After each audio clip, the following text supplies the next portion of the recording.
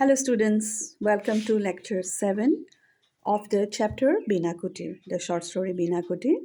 In our last class, students, we got to know that the narrator was lost in his imagination. He had a very fertile imagination and he concocted a lot of stories regarding BINA KUTIR.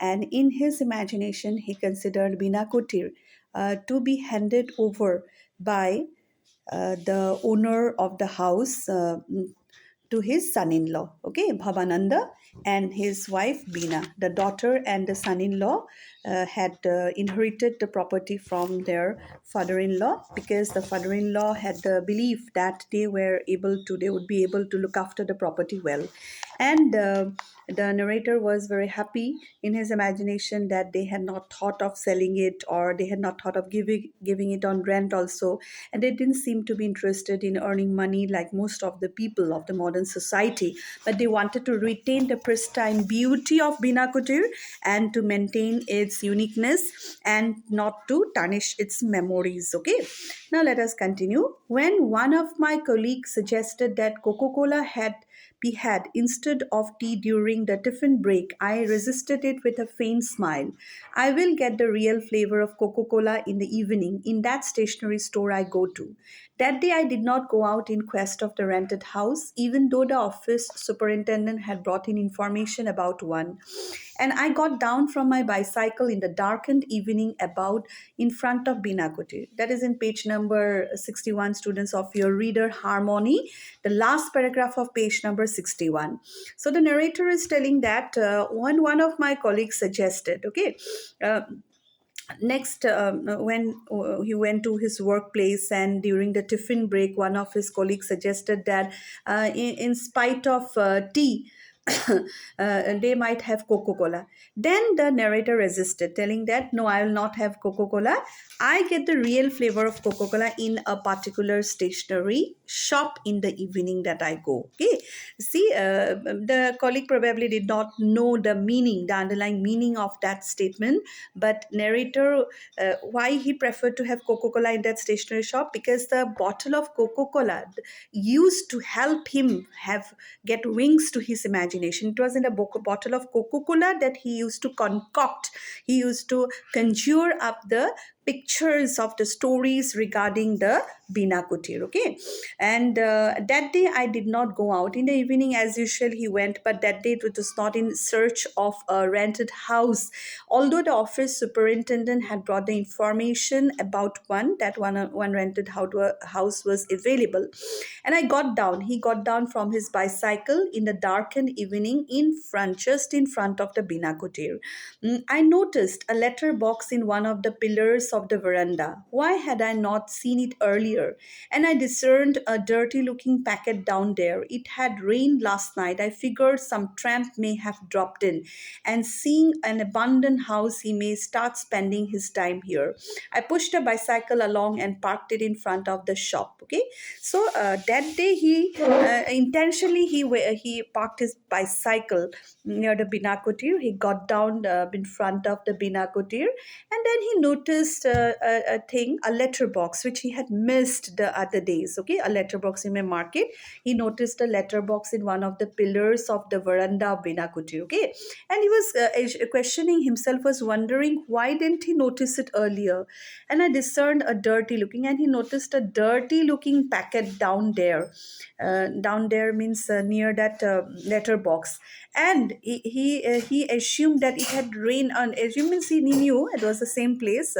He came to his mind that it rained last night. I figured some tramp may have dropped in. Okay, so he assumed that probably some tramp, some wanderer must have come to that house, considering it to be an abandoning house, and he must have started spending his time there. And that is why there was a dirty looking packet lying there. Okay, someone must have lived there, a wanderer, a tramp. I pushed a bicycle along and parked it in front of the shop. Ah, the young man's back. he is cleanly shaven today, clean shaven today, but the shirt's the same. But he was busy today.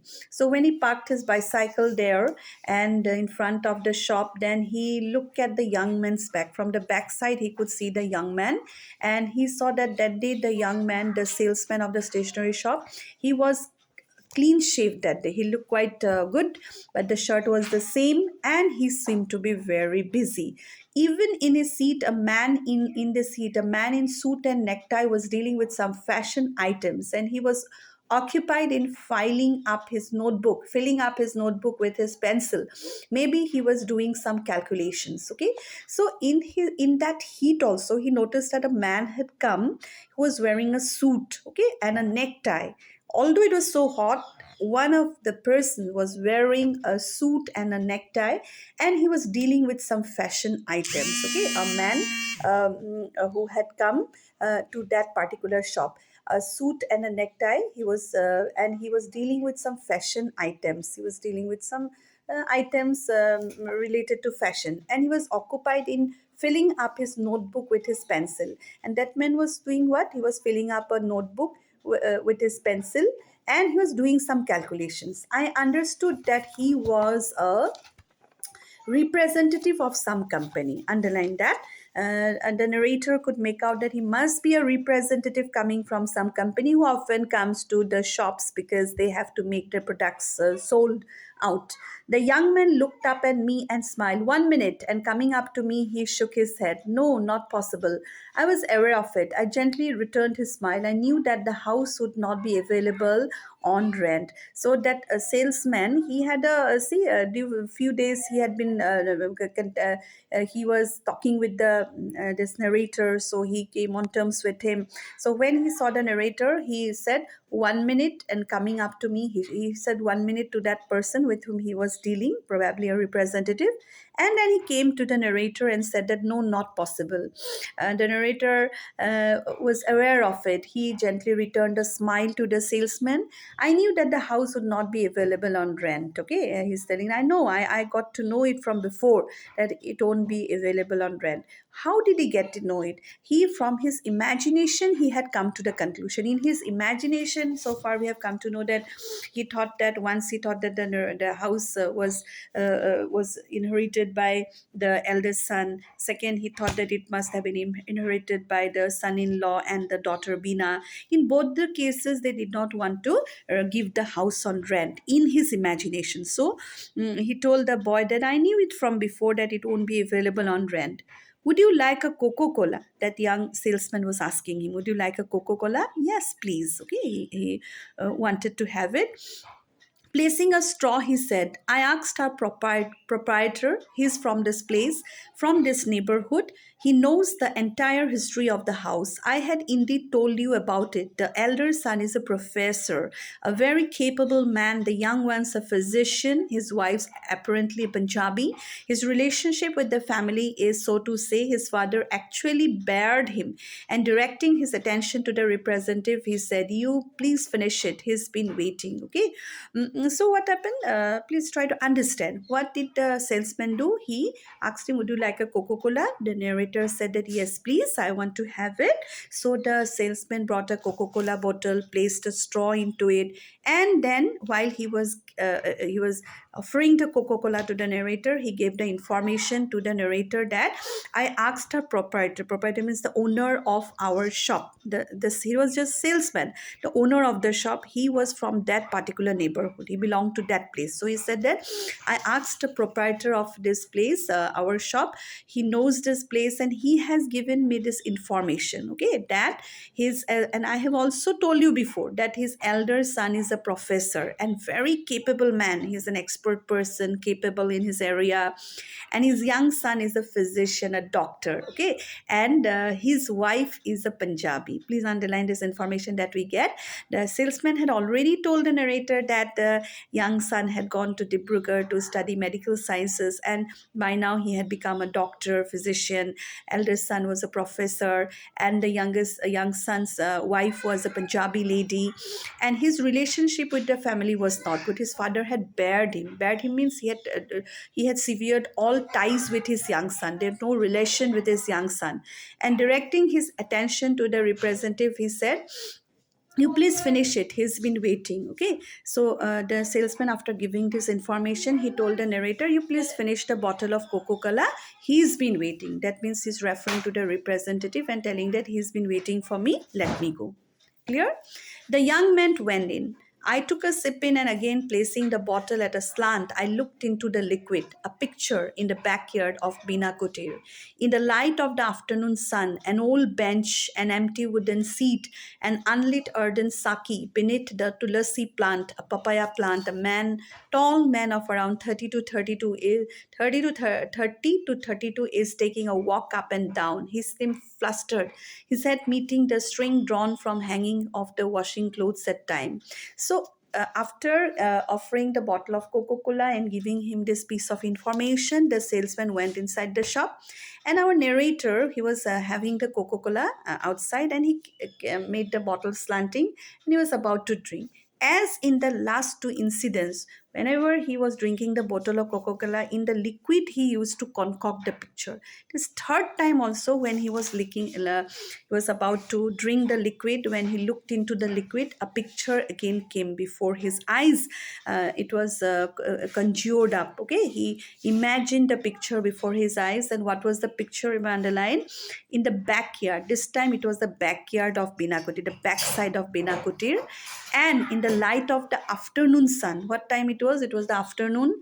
There was an old bench, there empty wooden seat, an unlit earthen saki. There was a earthen saki. Okay, saki is written in italics, not an English word. Earthen, made of earth. Okay, and beneath the tulsi plant, and below the tulsi plant, there was a papaya plant, a tall, okay, a tall man of around 30 to 32 is taking a walk and down. So there was a tulsi plant, there was a saki beneath the tulsi, means saki was under the tulsi plant. Then there was a papaya plant. That was the arrangement. Wooden bench was there, empty wooden seat. There was a saki which is not lit in the evening. Generally sakis are lit below the tulsi plant. And there was a papaya plant, and there was a man, tall man. His age was around 30 to 32 years. He was walking up and down. He seemed flustered, means he seemed to be nervous. His head meeting the string drawn from hanging the wash clothes at time. See, he was so tall that generally in the outside area, in order to dry the clothes in the sun, we have strings, okay, strings for hanging the wash clothes. So his head reached the string. He was so tall. At times his head used to reach the strings drawn. With his irritated eye on the string, he is drawing on the cigarette in his hand, a part of his stethoscope visible from the pocket of his tweed coat. A young girl seated on the bench is staring with him with a worried look in her eyes. So, whenever his head met with the string, he got irritated. There was irritation to be seen on his eyes, okay? And he was drawing in on the cigarette in his hand. There was a cigarette in his hand. A part of his stethoscope was visible from the pocket. He was wearing a tweed coat, and his stethoscope was visible. Part of the stethoscope was visible in the pocket of his tweed coat. And there was a young girl seated on the bench. There was the bench, as already noted, and there was a young girl sitting on the bench. He is staring with him with a worried look in her eyes, and she was also staring at something.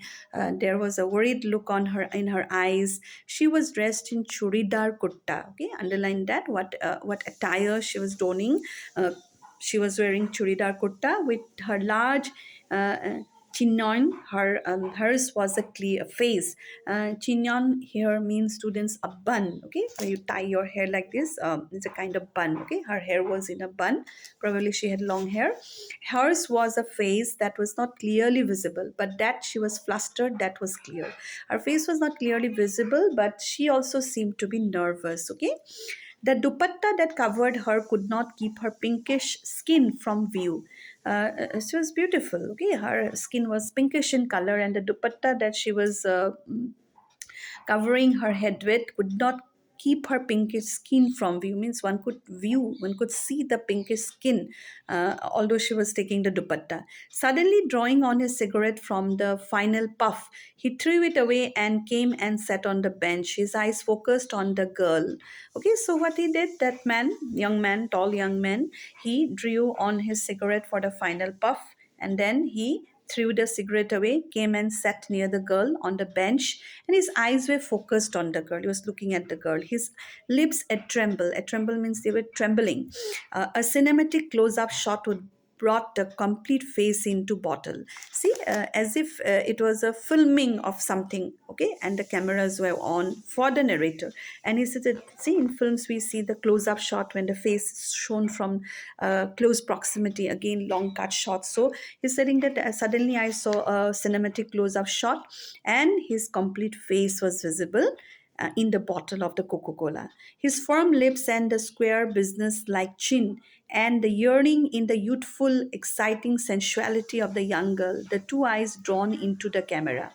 He could see the firm lips of the man and the squared business like chin. He had a squared business like chin, and the yearning in the youthful, exciting sensuality of the young girl. And there seemed to be youthfulness, a sensuality in the young girl. The two eyes drawn into the camera. He could clearly see the eyes, the two eyes. I did see such a close up in Hindi film. So he could connect it with the Hindi films that he used to see, the narrator, the close up shots. It seemed like a Hindi film close up shot of the hero and the heroine, probably. The doctor saying his voice is similar to that of the company representative. It means I am the discarded son, Rehana, no longer my father's own. I will remain so always. No, I am not like Dada. I have taken all my decisions myself. I have not cared for anything. Even on father's command, I have not done that which I have no faith in. So he was talking to that girl, and that girl's name, as the narrator had imagined, was Rihanna. Okay, and he was telling Rihanna that I am the discarded son. I am barred. My father has left me, discarded me, disowned me. I am no longer his son. He doesn't want to consider me as a son. I will always be like that because I'm not like my dada. Dada means my elder brother. I have taken all decisions myself. In my life, from my very young age, I have taken my decisions on my own. I have not cared for anything. Even on father's command, I have not even listened to my father's command as Dada used to do. He used to be very obedient. Okay, the two sons were quite different from each other. I have not done that which I have no faith in. Whatever I do, I should have faith in it. Whatever I believe in, I always do those things. I went ahead with my medical studies against his will. It was only BINA who supported me. Okay, so from this point, we come to know, as according to, see, everything is going on in a narrator's imagination. He imagined that. In his imagination, it seemed that the father did not support his younger son to study medical sciences. So, against his father's will, he studied medical sciences. It was only Bina, his sister, who supported him. Father did not offer me any financial aid. Even then, I went along and took admission on my own. And seeing that I am adamant, means very determined. He had no recourse but to agree to my decision.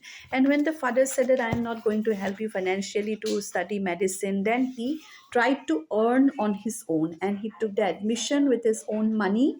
And then he had no recourse but to agree, and ultimately father had to agree to his decision, seeing that he was so stubborn, he was so adamant. Okay, and then you came in my life, and I got more and more and more involved with you. Without you, life would not have been worth living. See, when generally a person is lonely, he doesn't get the love and comfort of his family members. So at the time when he meets a person, a friend or a girlfriend or boyfriend, whatever it is, a life partner, that person becomes very important to the person of this lonely person. Okay, so here also same thing. The young son's father disowned him.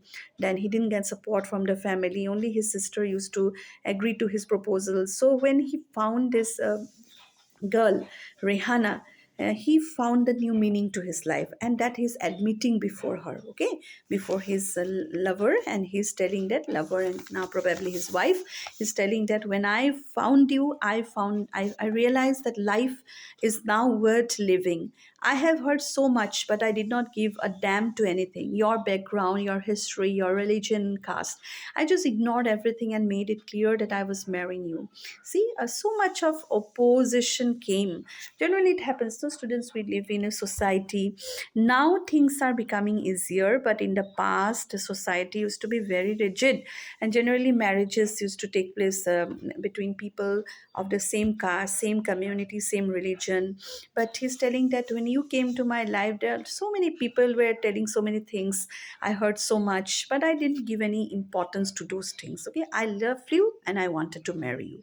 Where do you belong to? What is your background, your history, religion? Because these things were of minority interest for me. I didn't give a damn to these things, and I was just marrying you.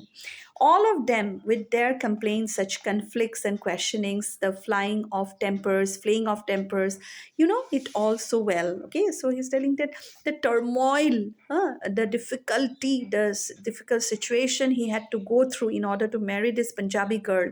What kind of things all were complaining, his family members. Then there was conflict, fights in the house, then questioning why you are loving this girl. This kind of things often happen, and it's nothing uncommon. Okay, this thing happens in the real life also, when children want to marry against their parents will. So he also had to face all this, you may say, turmoil in his life.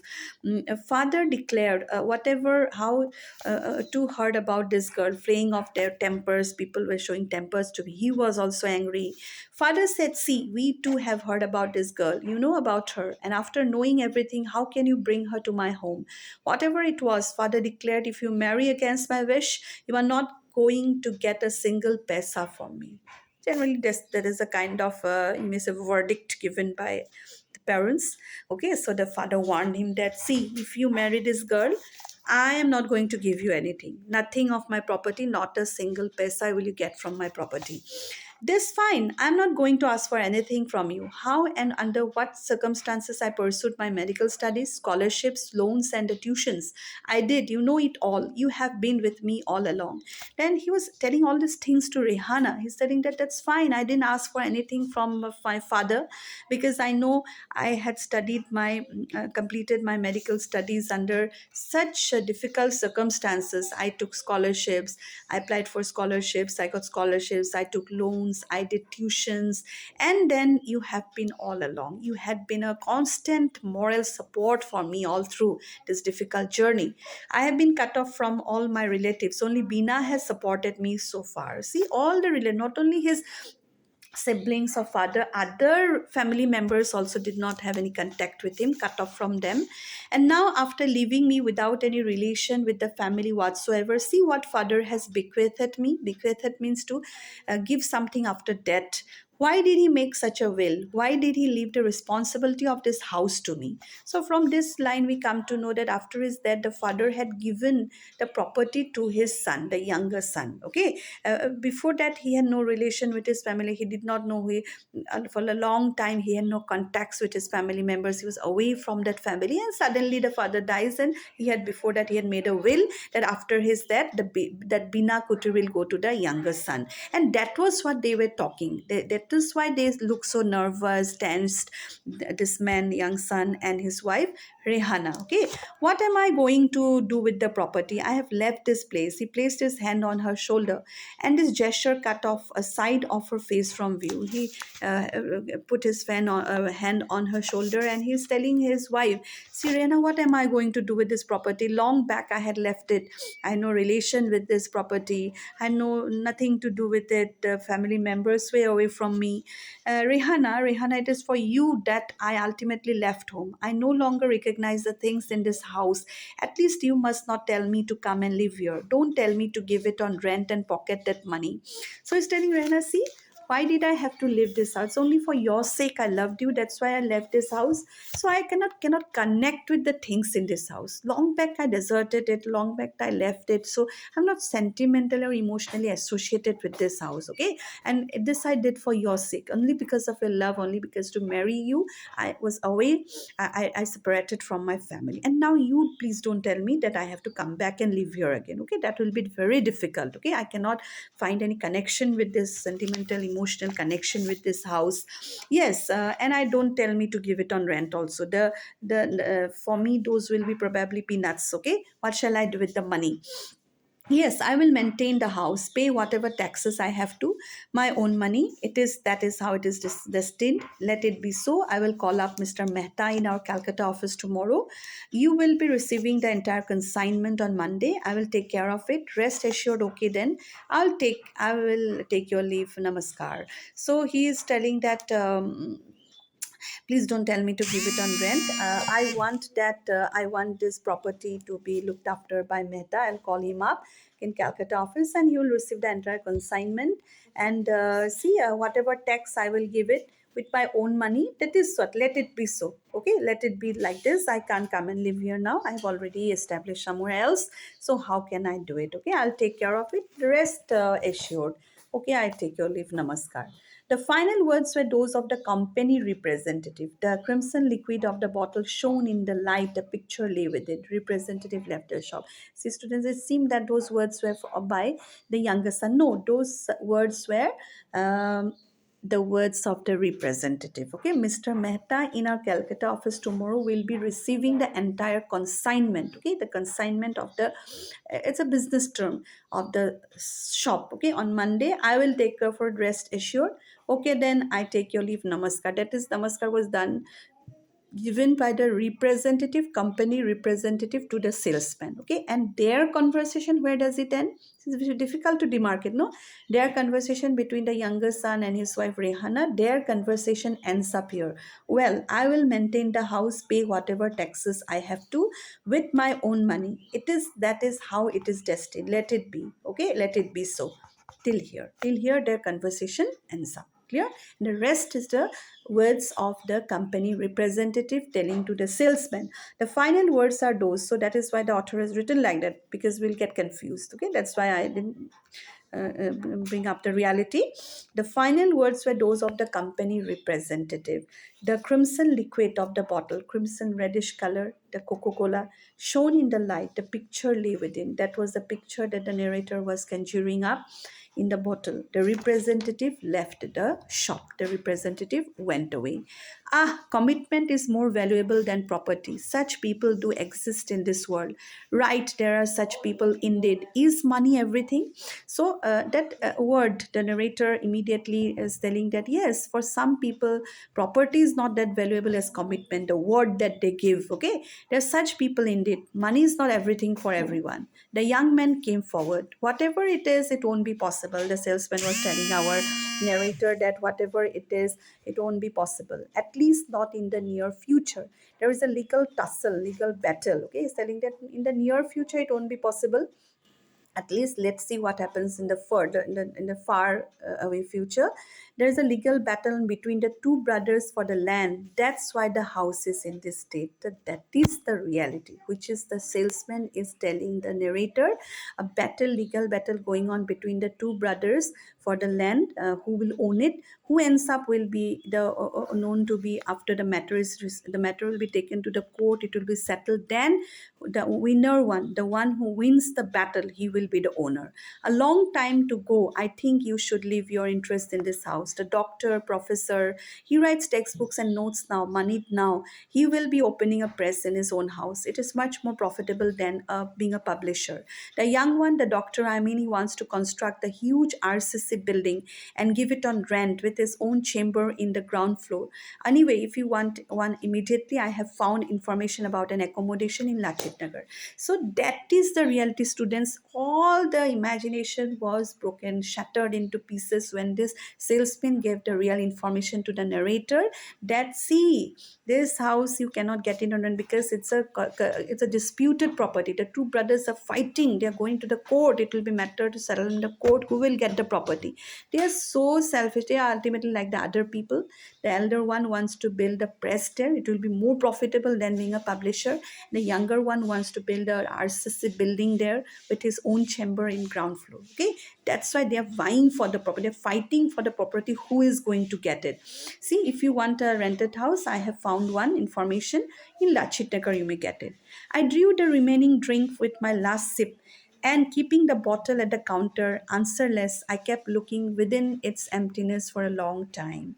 So, what did the narrator do at last? He was really stunned to get that information. Then he drew the last drops of Coca Cola, his last sip, and kept the bottle on the counter, and he kept looking within its emptiness. Emptiness of what? Emptiness of the Coca Cola bottle for a long time. Okay, and this is how the story ends. Okay, in another class I'll just sum up and just analyze the chapter. Okay, and line by line explanation is over. Okay.